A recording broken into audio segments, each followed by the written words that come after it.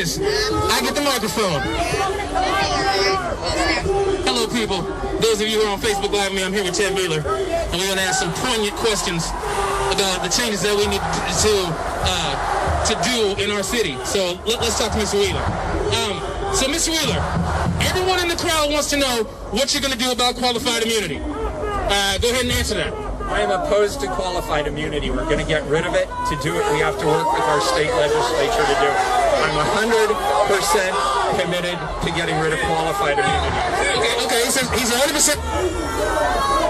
Asked when? I'm hoping it will come up in the next special legislative session, which is scheduled in the next couple of weeks. But I believe today. Good, thank you.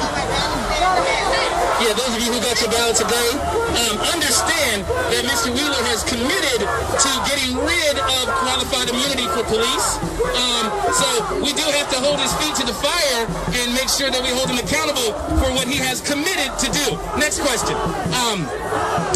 You say that the feds are doing all of this illegal activity, and we see it.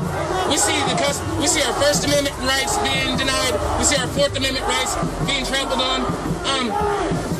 This happened before the feds got here. We've been having our Fourth Amendment rights trampled my entire life. I'm a 43-year-old man. I was here during the choke 'em, don't smoke 'em t-shirts. I remember that. I'm a friend of James Perez, who died 97 seconds after he was stopped by police. We've been having our rights trampled before the feds came. Under your watch, what do you plan on doing about our rights? And just look at these people. They're here for a reason. They want to know what you're going to do to protect our rights, because they're not being protected. There is no question that we here in Portland, and I was engaged as police commissioner, I'm not going to make this about other people, we have been too slow to acknowledge both the systematic racism and the injustice of the police system, but also the education system, the economic system, access to housing, access to health care. And what you're seeing around you is a referendum on where America is today with regard to racial justice. And what people are saying overwhelmingly is it has not worked, it is broken, and we need to fundamentally reform the system. And so I will continue to work with my colleagues on the City Council. We passed historic reforms. We've directed resources from the Police Bureau back into the community. We're in the process of overhauling the oversight and accountability system, but it starts with who we hire. We need more diversity in our hiring, how we train officers, and how we hold officers accountable. And all of those things are already in process with our colleagues.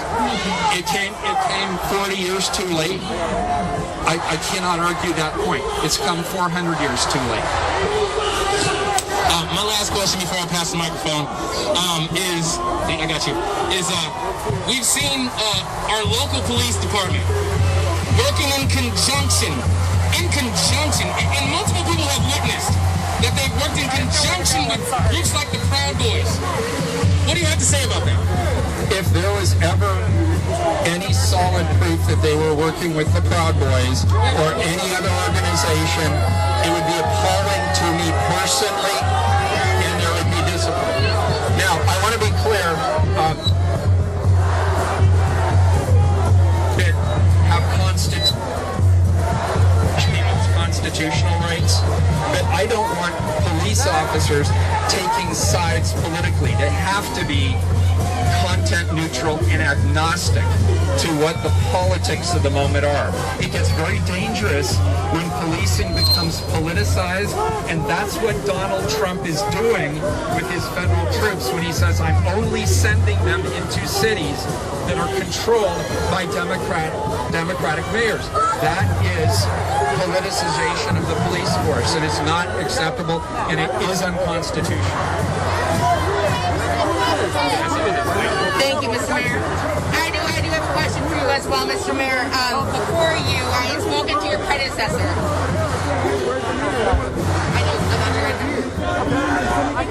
Sorry, I thought this was going to be a listening session. No, well, we got questions And you're the only man that has the answers, and we're hoping that your answers are what we are hoping to hear. I had spoken to your predecessor after the first time I had to hold up a sign that said, "I can't breathe," in honor of another black man strangled by police. And I talked to your predecessor, who confirmed to me that when this president, who is now our current president, whether or not we agree or not, would enforce stop and frisk in the city, he guaranteed me that he would not. I think we've now gone even past stop and frisk to having federal officers unidentified on the streets pulling off civilians, which is even worse than at least having a badge and a name that I can identify to. Is there anything within our local government and state government to be able to stop having these federal officers or to protect us against them, seeing that they are now the instigators? You yourself have said this on multiple news channels, CNN, MSNBC, that you agree that this had calmed down. We were working with the city. This is now obviously brought out not just mothers, not just people of all races and colors, ages, but it's making a lot of people very angry. What can you say that you are going to do to protect us against them? So the first thing that I am doing to protect us is I'm doing everything in my power to get them to leave. And what that means specifically is I have been raising the alarm nationally. I've been on national TV shows talking to people about what is happening in this city and that they cannot be passive and sit back and watch it in Portland, because it will come to a city near them next. The next thing we're doing is using the tools of the law. Our state attorney general, our city attorneys, they're looking at every legal action available in our state. I'm going to stop you right there even with that, because this is the same party line that you've been toting the last couple of days. But this is what you've been telling. But the issue is that those are words. What is the action? What are you going to do tonight when we have unidentified federal officers on the streets hurting your civilians, hurting your citizens, the people that elected you? What are you going to do about this? And if there isn't something that you can't do, can you say that there is nothing you can't do? Because anything that goes through legislation, anything that goes through a lawsuit through our Attorney General will take months, if not years, to be held up. I believe the fastest path is what we are pursuing, which is we're working with our United States senators and our congressmen, congressional delegation. They control the money. They control the paychecks.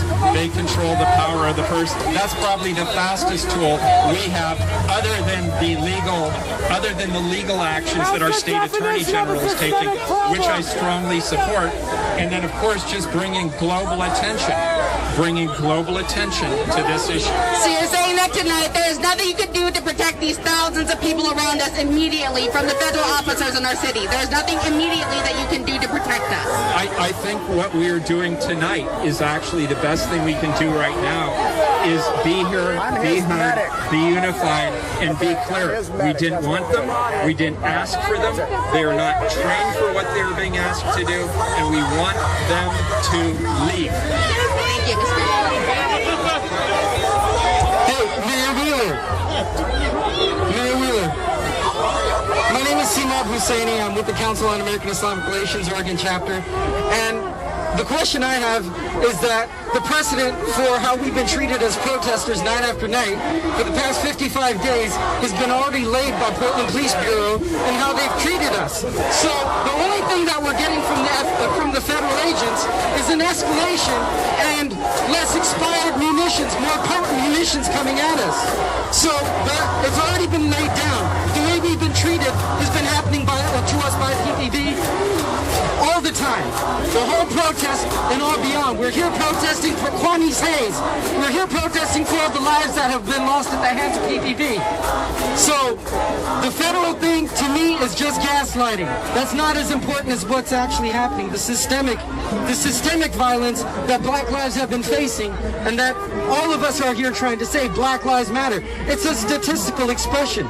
So what are you going to commit to outside of the 15 million that you guys started with, which is not enough? What are you going to commit to between now and through your campaign, and if you make it past your campaign, what are you going to commit to as far as substantial changes in law enforcement, and as well as regulating the PPA?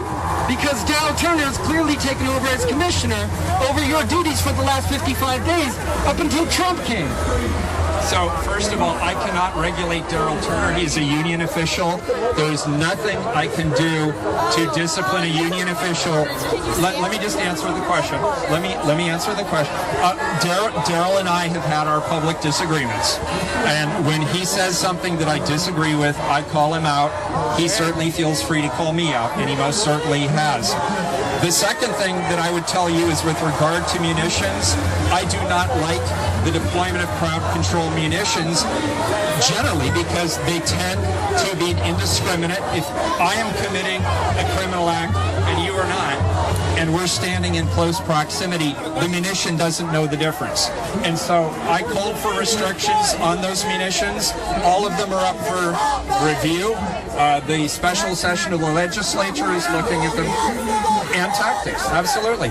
And I have asked the police bureau to do two things. I have asked them to de-escalate the situation, and when they make arrests, make sure they are people who are specifically engaged in illegal activity.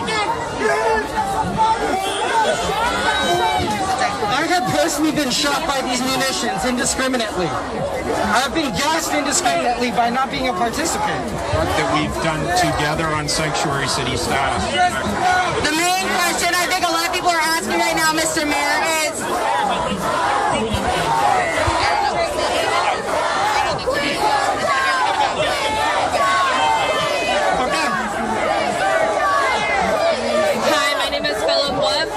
Individual and I need access, and when everyone is yelling and you are in the space, you are taking away my access. My sign language interpreters are not able to relay the messages that are being said. I have a right to also listen. This is a city for access for everybody. Please be mindful and respectful of that. Do not crowd. Hey, we have people, yes, he is, and he has people with special needs that would like to be able to communicate. Please and thank you.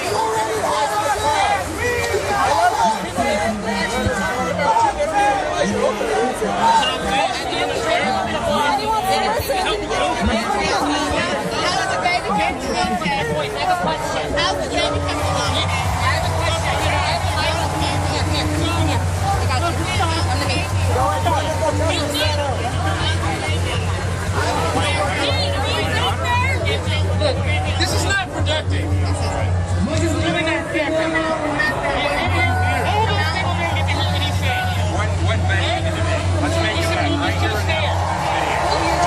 Who's here with him right now? Are you here with him? He was supposed to be in...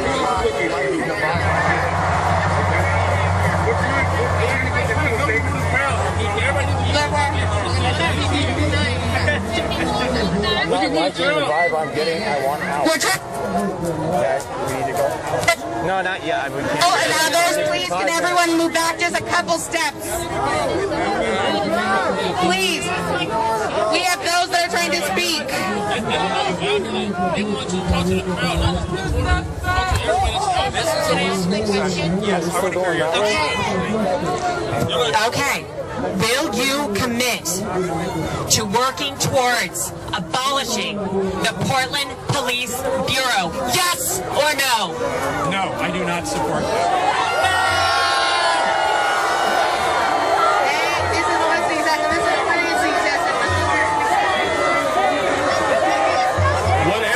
Whatever Kate Brown want to do, right? Why are you going against what she want to do? Why are you going against Kate Brown and whatever decision she want to make? You tell us no and do what you want to do in the office. So why are you coming? Why are you out here tonight to do what? To make a stop? To prove a point? Like, I need to ask you a question. What are your job right now to help all of us right now? So I wanted to be out here tonight. It's been several weeks since I came out with the crowd to hear what people are talking about, what they're thinking. And I met with people one-on-one or with small groups, but I wanted to be here and hear what people are thinking. And I was invited to do a listening session tonight by the Portland Tribune, OPB, and Coin News. And I'm here to hear what people have to say. Okay, so I have a 9-year-old son, right?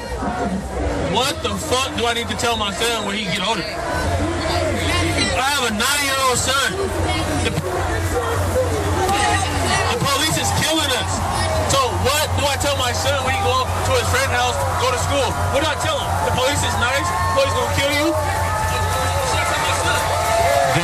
That his father was there when we began the fundamental reform of policing that we have needed in this country for a long, long time. And you were part of the vanguard of that movement. We're making huge progress right now. We have a long way to go. I'm not going to say we don't, but we are actually making change now at the speed of light in terms of how we are allocating resources, commitments to equity and BIPOC communities, support for things like education, housing, healthcare, the basic things that actually are also related to safety for all families in our community. And a big thrust for me is around economic prosperity.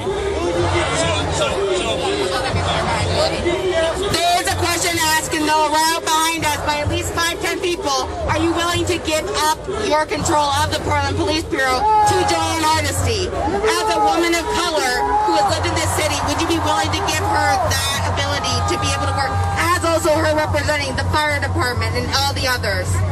We have a new commissioner coming on in August. I don't know who that new commissioner is going to be. And we have at least one and possibly more new commissioners coming on in a couple of months in January. All of the bureaus are up for discussion, all of them. So currently you will not be giving it to Joanne Hardesty within any amount of time currently. You will not be giving up your role as a part of, in control of the police commission. I do not currently have plans to do so, no, but I have been working and partnering with Commissioner Hardesty on a number of reforms that we've already passed. We have a good working relationship, not just in the police bureau, but also the work that we're doing around the Portland Street Response, our 911 call center. There's a lot of good work that Commissioner Hardesty and I are committed to doing together. Right, so to confirm, you said no, you will not be giving up the Portland Police Bureau to Joanne Hardesty to be in control of. I have no plans at this time to do that. That is correct. Thank you. I reserve the right to be able to do, as mayor, I assign bureaus, and I reserve a right to be able to do that later if I so choose. Mr. Wheeler, so as a Latin person and you being here willing to listen, that's your intent tonight. A lot of people don't acknowledge that Latin people and Native American people were subject to the most successful ethnic cleansing that has ever been attempted on Earth. 95% of us were wiped out. So keeping that in mind and looking at all of our black brothers and sisters and how scared we are out of our minds, are you ready to admit that internalized racism internally and externally in Portland culture might have had a role to play in your lack of action in this? Well, first of all, I don't believe I have had a lack of action. I know there are people who think I have not moved fast enough. But I will, but I will. I buried the lead. But I will agree to the statement you made about systematic racism, about my own power and privilege. And power and privilege can blind people to the reality. And when George Floyd was murdered, there is no way anyone in this country could not see the depth of the systematic injustice and racism that has plagued BIPOC communities in this country since its founding. And that goes for me too. It goes for me too, absolutely. So I'm in a very interesting position, being a part of this movement, being somebody who is half white but is also Mexican, and that's very scary for me, especially because this movement is not about me; it's about other people, and it's very rightfully so. I'm scared. I want to know if you're scared, and if you are, what are you scared of? I would say the biggest thing I'm scared of is that we lose the moment. That the moment and the movement get overshadowed by something else. Nationally, we now have a reckoning. Nationally, we've awoken to the systematic racism and the injustice and the massive inequities that exist for BIPOC communities nationally. And I'm worried that the Trump administration is changing the channel. And it's becoming about crowd control tactics as opposed to systematic racism and injustice or even police reform. We're moving our attention off the ball. That's my concern. That's what keeps me up, and that's one of the reasons.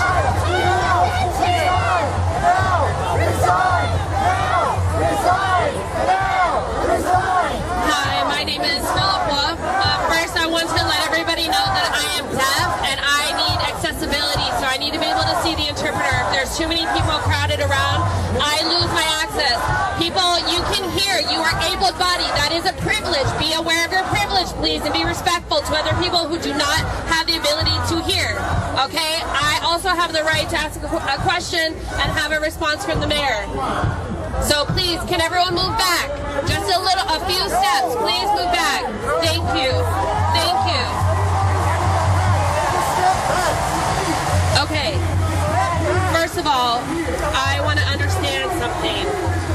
From day one, the Portland police have used flash bombs, tear gas, and other tactics against protesters. People who are disabled, whatever accessibility they have is already lacking.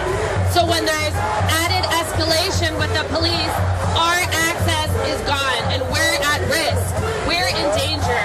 I want to know and I want to understand that when you say it's the Fed's fault, they're the ones to blame for making the situation worse. They are the reason that we are being hurt. I see you blaming the Feds. I don't see you taking action because the Feds haven't been here since day one, but you have been. So what are you doing for us as a community? What are you doing for the disabled community? You have to stop gaslighting us. You have to be honest and direct with your answers. Philip, it's good to see you again, and I appreciate the question again. I am not blaming the feds solely. I am absolutely calling out what the federal government is doing here in the city of Portland because I do believe fundamentally it is a threat to American democracy, but that does not give any of us the excuse or the opportunity to ignore what our own responsibilities are here. I am standing in front of you as the mayor and as the police commissioner, and I am taking full responsibility and accountability for the actions of the police bureau. And we are. We actually are. Philip, you can disagree with whether you think what we have done is enough right now. You can disagree. Honest people can disagree. Portlanders can disagree. But we have already made historic changes. We've already redirected funds, and we have a lot more work to do. And by the way, I'd love to see a lot of this energy turned into working with us to make those additional changes. It's not about me. It's about you. It's about you. It's about you. It's about all of us as a community. As a community.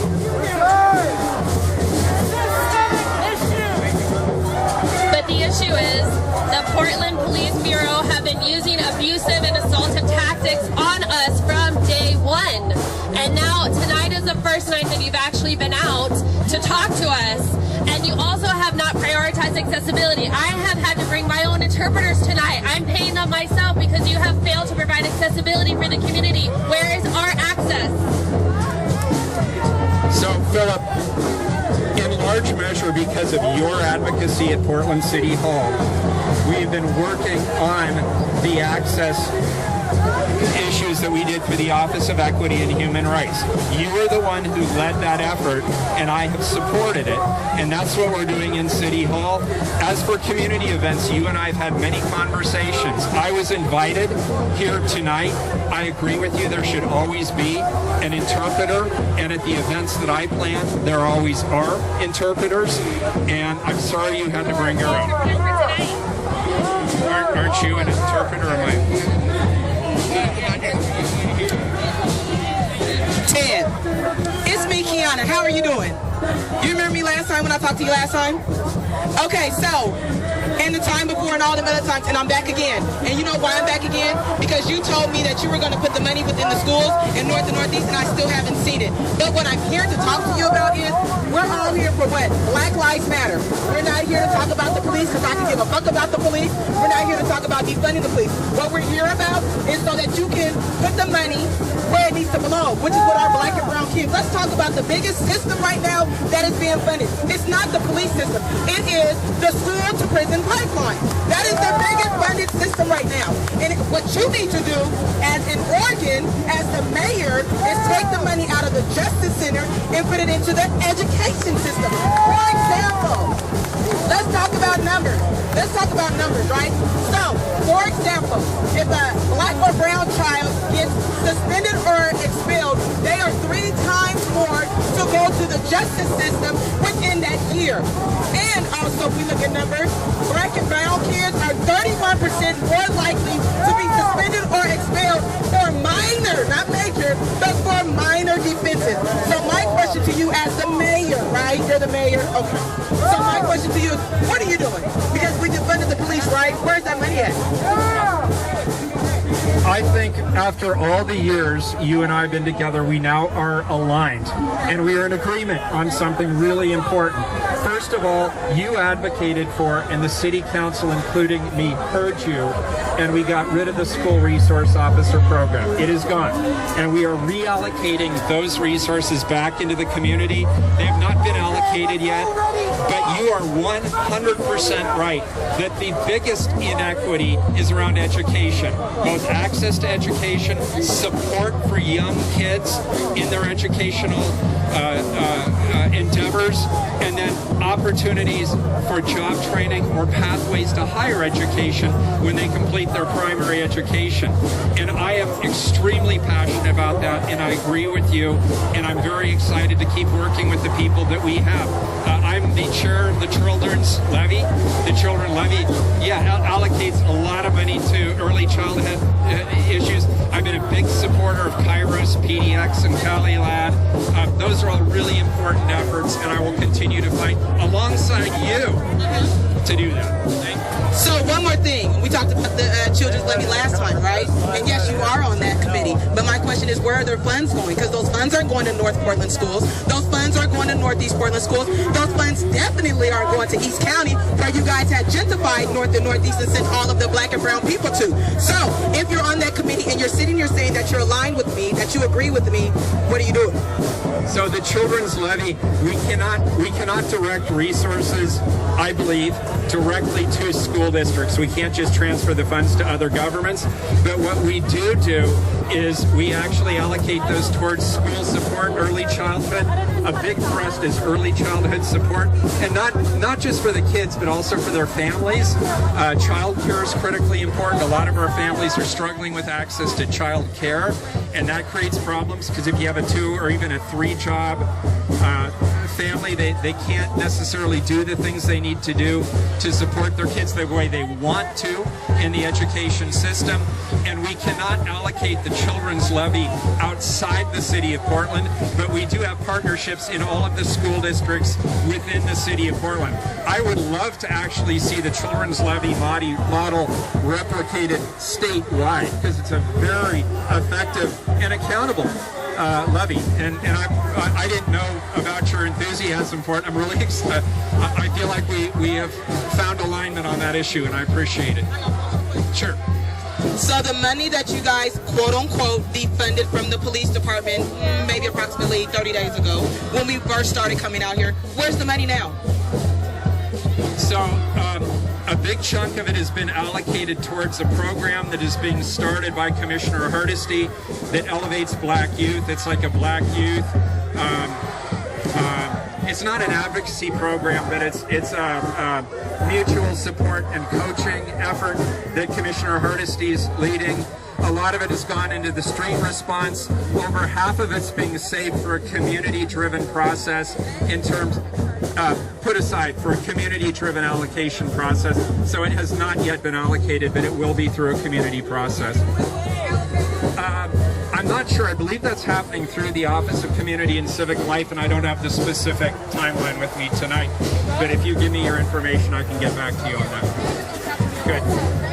Do we have any press immediately that has any emergent questions? Any press that has emergent questions? Any press with emergent questions?